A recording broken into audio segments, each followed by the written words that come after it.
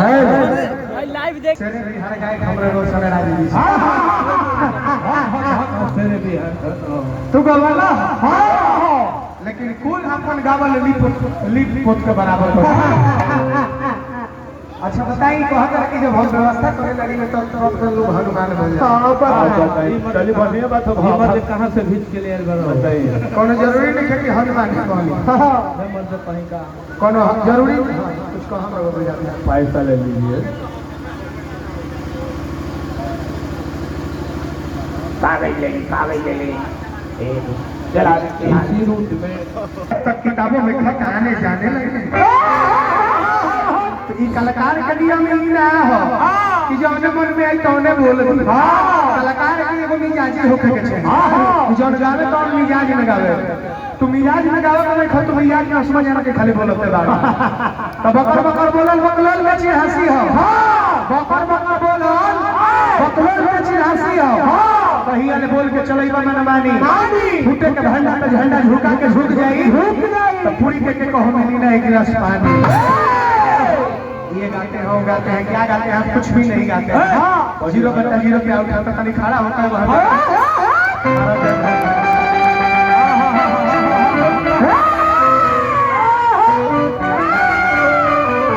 खड़ा हो जा समय में के फूल खड़ा हो जा देखिए नौनो का भौजाई में बात हो ऐसे भौजाइया मन मन के बैठल भी हाँ रुक जा अभी मत बुलाओ भैया नदी हाँ केनियो से गांव में से घूम के आवत है हाँ भौजाइया के मन मारल देख के लागत है सोचे हाँ भौजाइया रहती है जहाँ बैठल रहती है हाँ सोचत रहती है सुस्कत रहती है सिसिकल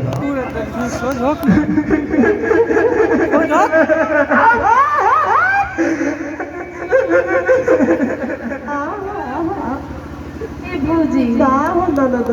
का भइल बा का भइल बा पूछा तारू का बताई तारा से बोलो ए भौजी ताहरी उदासी हमरा से देखा नहीं जा काहे उदास रहलू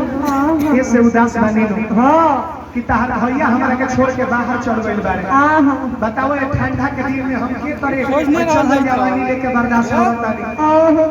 तनी उनका बुझा था कि ना आज 1000 के महीना बजे से दोनों बेकत हमनी के घर में रहती हाँ जैसे हम कहती वैसे वैसे करत हमरो निक लगी तुनको निक लगी लेकिन जब से छोड़ के गई बारे कुछ ठीक नहीं खेला ए भौजी का हो ताहरी उदासी हमरा से देखा नहीं जा अच्छा बोला का करी तारा खातिर कहम से ए जब बात ना पूछो तारू त एगो काम कर दो तार भैया बाहर गइल बारे एगो ओतने काम कर दो ई गीता प्रमोद प्रेमी जी के हिट कइले हाँ भौजैया जब उदास बिया त ननदी पूछती है कि काहे भौजी बोलो तारा खातिर का करे त भौजैया कहती है अरे कि भैया के बोला दे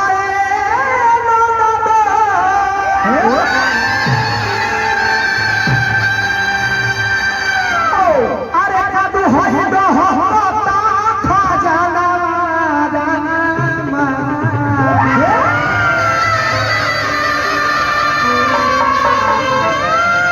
जिया भैया आता कलोइया का तो गालहिले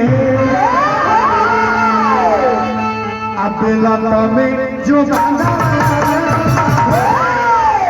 लाया ये रहे भगवान अपना सुंदर शरीर बना के धरती पर भेज देले हाँ लेकिन हमनी का भोजन नहीं कीजा करब वहां गाय पर का हो बबुआ विकास जी हमरा तरफ से पुरस्कार बहुत गले हां कनिया में माला पे ढाटी खड़ा खड़ा हाँ हाँ चला दी हमरो को 500 रुपए दे देने हैं पहले ही खड़ा हो जा चलिए चाहे छोड़ दो पैसा धन भगवान अपना सुंदर शरीर बना के धरती पर भेज देले काहे खातिर इंसान धरती पर जाई त राम नाम के गुणगान करे लेकिन हे हमनी का भजन नहीं कीजा करब सबका भतार ऊपर बैठल बा धरती पर जी भइला सब सोचला कि हम अपना मेरा के भतार है ना असली भतार ऊपर बारे जाननी कि ना भाई सब नकली भतार हलो रास्ता धके जाता लोग तो कला हर हमारी पिपी साइड ना दो गप से चल दिल का पानी भी के मर जेबा जहां नहीं खे रहे तो ओकरा के नैहर कहल जाला जहां चल जाए तो ओकरा के ससुराल कहल जाला तो धरती के नाम हम तू लोग या कोई रहे खातिर आइल बा एक ने एक दिन चलिए जाई तो यहाँ कोई ना रही तकरा के नहीं हर कहल जाला चाहे चले के बौकरा के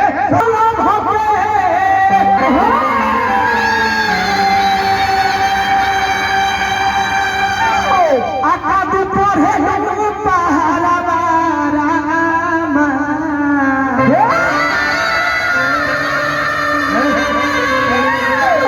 हता नहीं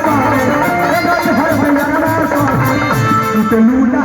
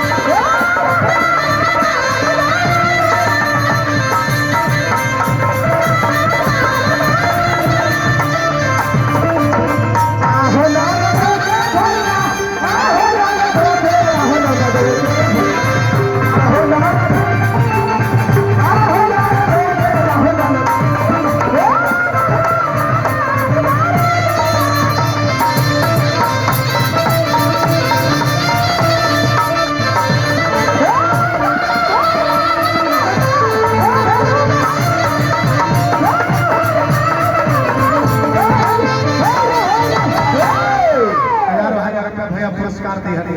बलमों के शरीर बना रात तू लूटा में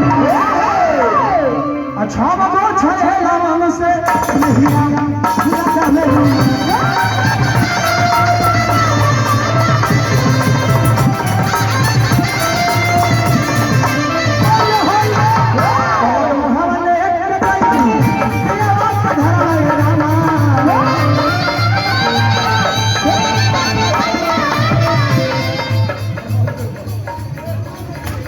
बैक से घर से बानी रायपुर के राजीव कुमार ये 200 का पुरस्कार दी हल बानी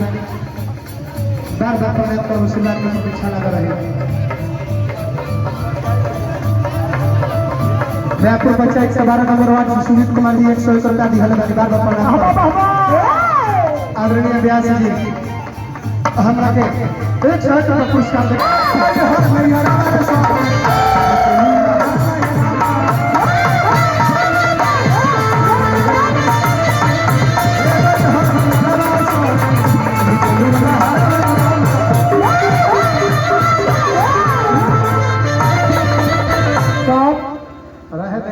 कथा प्रसंग जौन उपलक्ष्य में हमने गायन बनी जा हाँ एगो सती के मरण में आयल बनी जा तो फर्ज बनता हमने के सती